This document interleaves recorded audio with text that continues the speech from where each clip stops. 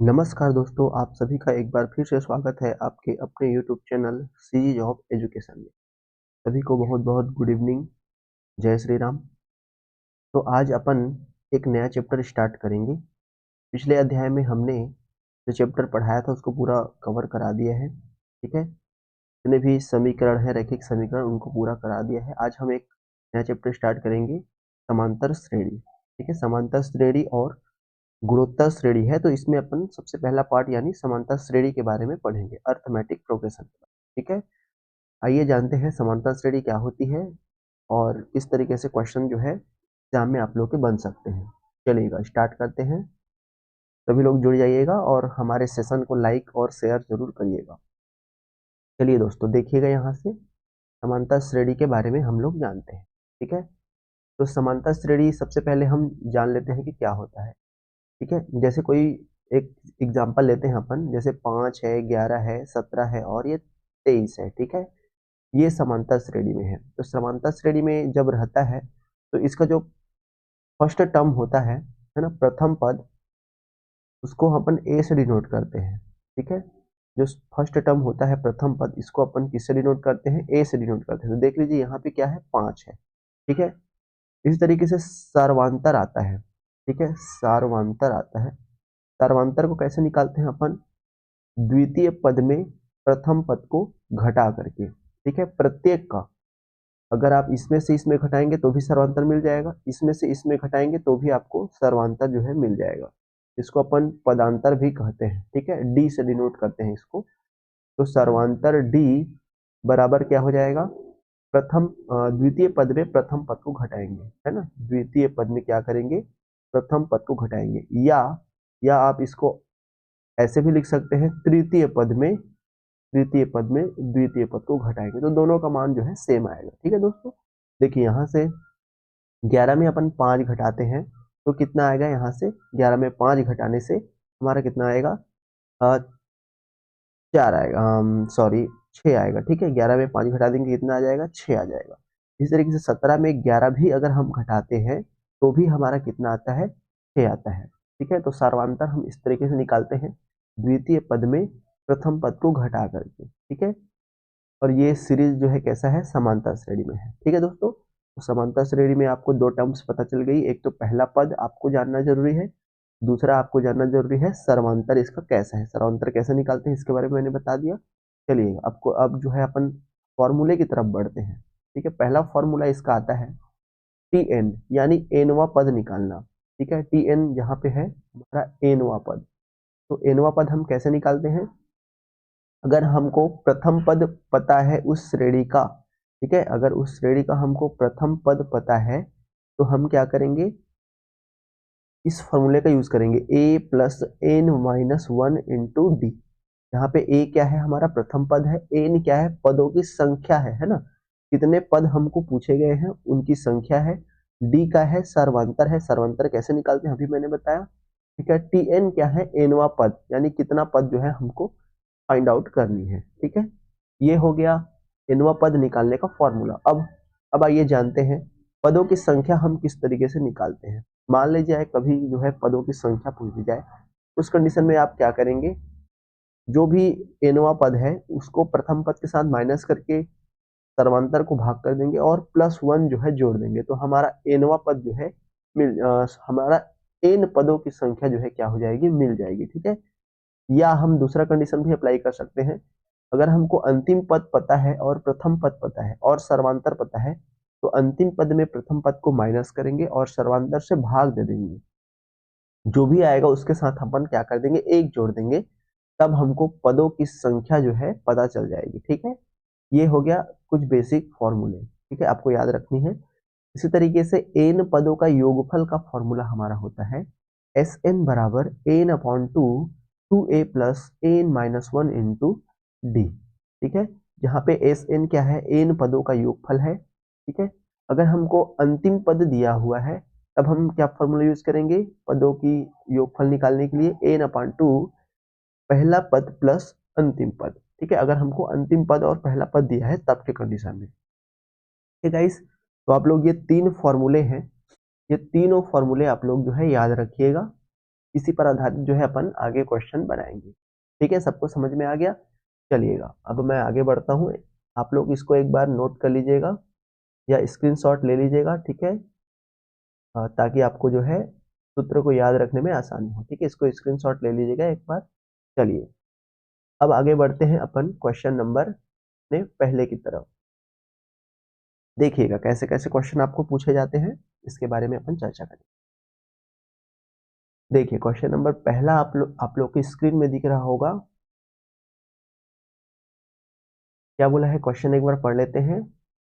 100 से 250 के बीच 3 से विभाजित होने वाली संख्या कितनी होगी? देखिए ऐसे क्वेश्चन आते हैं, है ना, तो इसको अपन अलग टाइप का समझ लेते हैं, लेकिन ये समांतर श्रेणी के अंतर्गत आती है। ठीक है, 100 से 250 के बीच 3 से विभाजित होने वाली कितनी संख्या है? अब यहाँ पे एक चीज ध्यान देने वाली है ना? कौन सी चीज ध्यान देने वाली है?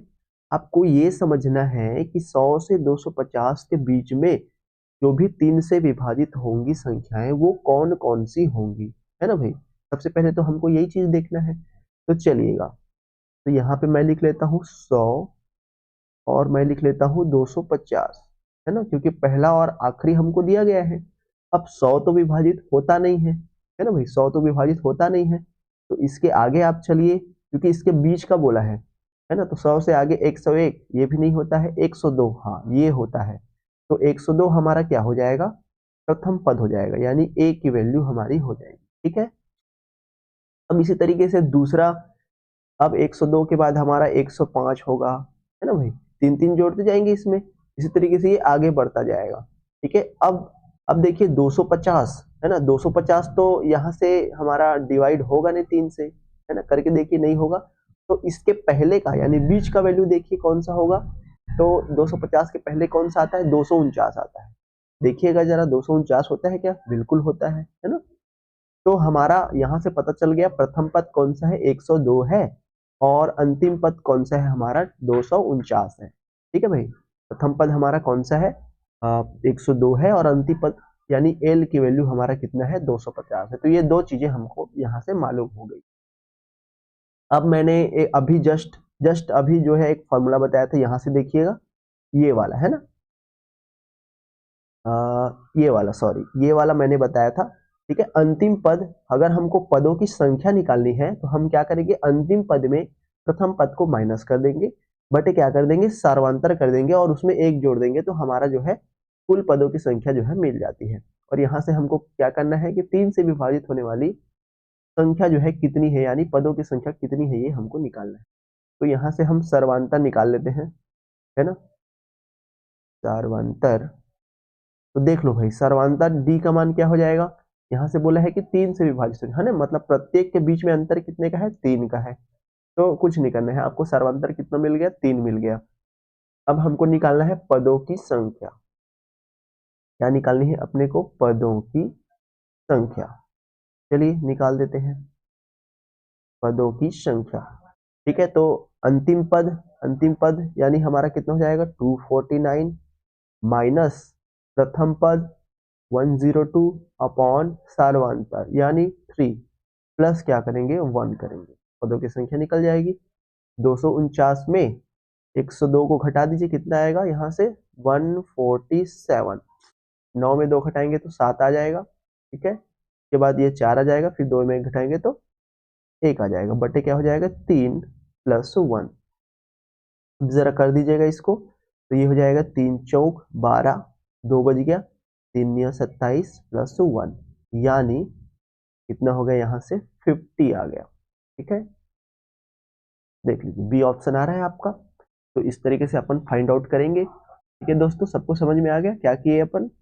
सबसे पहले तो 100 से 250 के बीच में 3 से कौन कौन सी संख्याएं विभाजित होंगी, इसको अपन लिखे, जिसमें से अपने को पहला पद और अंतिम पद मिला, है ना, तो वहां से अपन सर्वांतर निकालिए, 3 का अंतर है सब में। उसके बाद पदों की संख्या इस तरीके से निकालते हैं, ये अपन तरीका यूज किए, फिर हमारा आंसर जो है आ गया 50। ठीक है, सबको समझ में आ गया? चलिएगा आगे बढ़ते हैं क्वेश्चन नंबर 2 की तरफ। देखिएगा सभी, क्वेश्चन नंबर 2, श्रेणी 7, 13, 19 और 109 का 50वां पद ज्ञात कीजिए, है ना भाई। यहाँ पे हमको श्रेणी दिया गया है, ठीक है, यहाँ पे हमको श्रेणी दिया गया है कौन कौन सी, एक तो 7, फिर 13, फिर 19, इसी तरीके से आगे बढ़ता गया है कहाँ तक, 109 तक जो है बढ़ा है, ठीक है। और हमको क्या बताना है, 50वां पद यानी T50, ठीक है, 50वां पद हमको क्या करना है, ज्ञात करना है, ठीक है। चलिएगा, यहां से अपन फॉर्मूला जानते हैं एनवा पद का, Tn बराबर हमारा क्या होता है, प्रथम पद a प्लस n-1, n यानी पदों की संख्या, है ना, इंटू डी। अब यहां से a बराबर, a हमको कितना दिया है, 7 दिया है, क्योंकि जो पहला पद रहता है वही a की वैल्यू रहता है। सर्वांतर d, d बराबर हम कैसे निकालेंगे, दूसरे पद में पहले पद को घटा देंगे, या तीसरे पद में दूसरे पद को भी घटा सकते हैं आप, ठीक है। तो दूसरे पद में प्रथम पद को अपन घटा दिए, तो 13 में 7 घटा दीजिए, कितना बच गया, 6 बच गया, ठीक है। यहाँ से n बराबर हमको बोला गया है कितना है, 50वां पद हमको ज्ञात करना है, तो n बराबर 50 हो जाएगा। अब यहाँ से 50वां पद यानी T50 का मान निकाल दीजिएगा, तो a यानी 7 प्लस n-1 यानी 50 माइनस 1 इंटू डी यानी 6, ठीक है। तो यहाँ से हो जाएगा 7 प्लस 50 में 1 घटाएंगे तो 49 गुना 6, ठीक है। तो यहाँ से 7 प्लस 49 गुना 6 कर दीजिएगा, 49 गुना 6 करेंगे तो 6 नहीं 54 की 4 आ गई, हासिल 5, 6 चौक 24 और 5 29, ठीक है। तो जाएगा 294 प्लस 7, 294 प्लस 7 करेंगे तो 301 आएगा। देख लीजिए कौन सा आ रहा है आपका, सी ऑप्शन आ रहा है, ठीक है भाई। बिल्कुल समझ में आ गया होगा सबको, बहुत ही सरल था। चलिएगा आगे बढ़ते हैं क्वेश्चन नंबर तीसरे की ओर। देखिए क्वेश्चन नंबर तीसरा आप लोग को दिया गया है ना, सेम है ये भी, है ना भाई। देखिए 100 और 1000 के बीच कितनी संख्याएं 7 से जो है क्या होंगी, विभाजित होंगी, है ना। तो सबसे पहले तो आपको देखनी है कि 7 से जो है, ठीक है, पहला हमको 100 दिया गया है और अंतिम हमको क्या दिया गया है, 1000 दिया गया है। तो आपको देखनी है कि कौन सा जो है पहला पद हमारा आएगा, ए का वैल्यू कितना आएगा ये हमको देखना है, और अंत में एल की वैल्यू हमको देखनी है। अगर आपको ए की वैल्यू पता चल गई और अंतिम जो है पता चल गई, ठीक है, तो फिर क्या करेंगे अपन, कितनी संख्या है, पदों की संख्या पूछी है ना, पदों की संख्या पूछी है, तो अपन क्या करेंगे, आखिरी पद में पहले पद को घटा देंगे, बटे क्या कर देंगे यहाँ से, बटे कर देंगे यहाँ से सर्वांतर, तो सब में सर्वांतर होगा 7 प्लस क्या करेंगे यहाँ से 1 करेंगे। तो ये आप करेंगे तो आपको क्या हो जाएगा, कुल पदों की संख्या मिल जाएगी। तो आई होप आप सभी जो है बना लेंगे इसको, मैं इसको नहीं बता रहा हूँ, आप लोग इसको होमवर्क समझिए और बिल्कुल बताइएगा, और कमेंट बॉक्स में जरूर बताइएगा कि आपको जो है क्वेश्चन नंबर 3 का आंसर ये मिला है। चलिएगा आगे बढ़ता हूं मैं क्वेश्चन नंबर 4 की तरफ। देखिए क्वेश्चन नंबर 4 देखिएगा जरा, समांतर श्रेणी वर्गमूल 2 प्लस 3 वर्गमूल 2, सॉरी वर्गमूल 2, 3 वर्गमूल 2, 5 वर्गमूल 2 का 18वां पद ज्ञात कीजिए, है ना।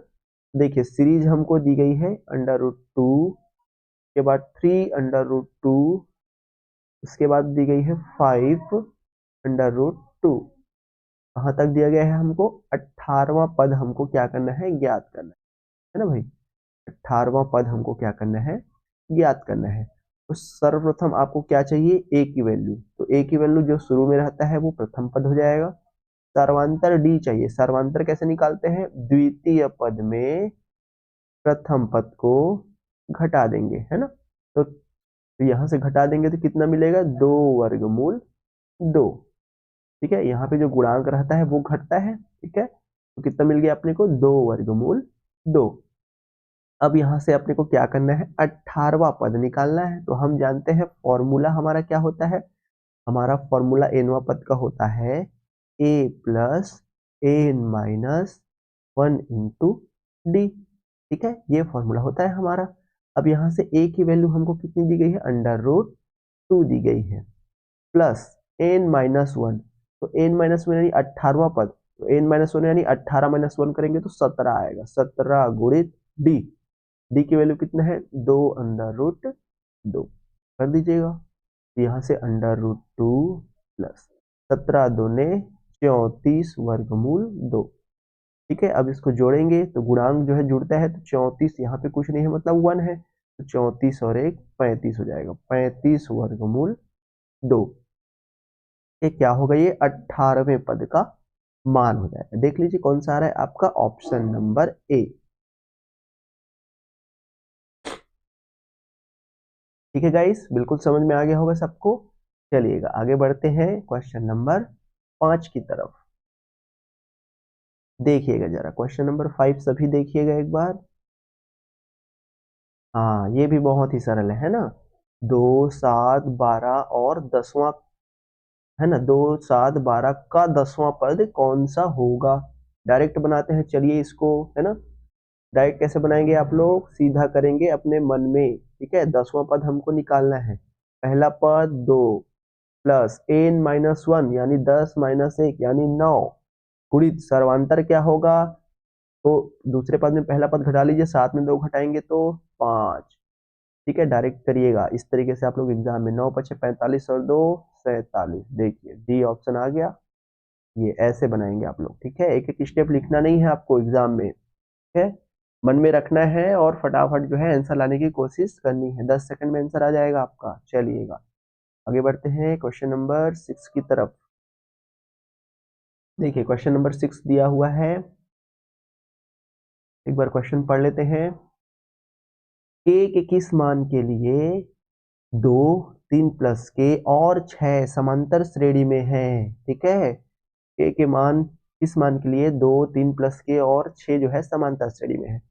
तो हमको तो ये बोला गया है कि ये समांतर श्रेणी में है, बस हमको क्या निकालना है, के की वैल्यू। तो 2, 3 प्लस के और 6 ये कैसा है, समांतर श्रेणी में है। तो समांतर श्रेणी में है तो हम जानते हैं इसका पहला पद कितना हो जाएगा, 2 हो जाएगा, है ना भाई। पहला पद तो 2 हो जाएगा, ये हमको पता चल गया। अब यहाँ से सर्वांतर हमको नहीं पता चल रहा है। ठीक है, तो हम जानते हैं कि सार्वांतर, सार्वांतर, सर्वांतर डी बराबर क्या होता है। देखो मैंने आपको बताया था कि सर्वांतर हम कैसे निकालते हैं, दूसरे पद में पहले पद को घटा देंगे तो भी उसका मान उतना ही होगा जितना कि तीसरे पद को दूसरे पद में घटाने से आएगा, है ना भाई। समझ में आया क्या क्या बोला मैं।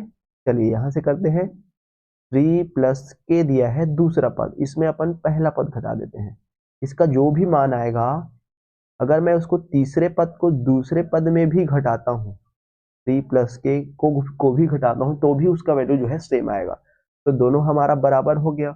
अब यहाँ से कर दीजिए, ये हो जाएगा k-1, हाँ सॉरी k+1 बराबर ये हो जाएगा 6 माइनस 3 माइनस के। ठीक है, यहाँ से अगर यहाँ से और एक बार सॉल्व करते हैं, 6 में 3 घटाएंगे तो 3 आ जाएगा, 3 माइनस के, और यहाँ से आ जाएगा k+1।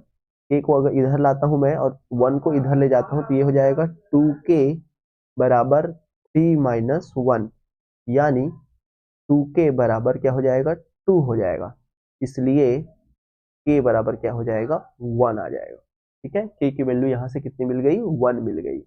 और यही हमको निकालना था, k के किस मान के लिए 2, 3 प्लस के और 6 समांतर श्रेणी में है। ठीक है, तो अपने को तो पहला पद मालूम था, है ना, लेकिन अपने को पहला पद नहीं निकालना है, अपने को निकालना था k की वैल्यू।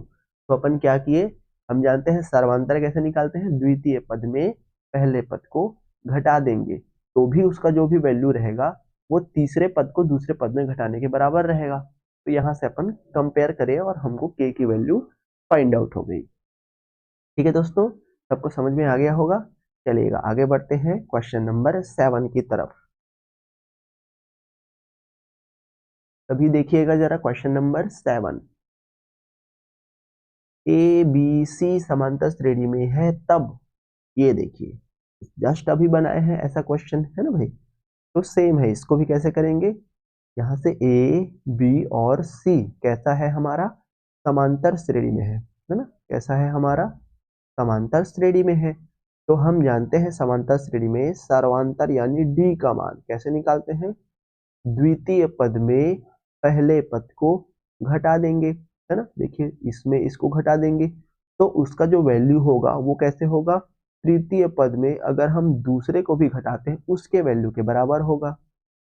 ठीक है, अब यहां से देखिएगा जरा, अब ये हो जाएगा बी, ए को उधर पक्षांतर कर लेते हैं, ये हो जाएगा सी, ए इधर माइनस में है तो प्लस में आ जाएगा। ठीक है, और बी को इधर पक्षांतर कर लेते हैं तो बी, ए माइनस में है इधर आके प्लस हो जाएगा।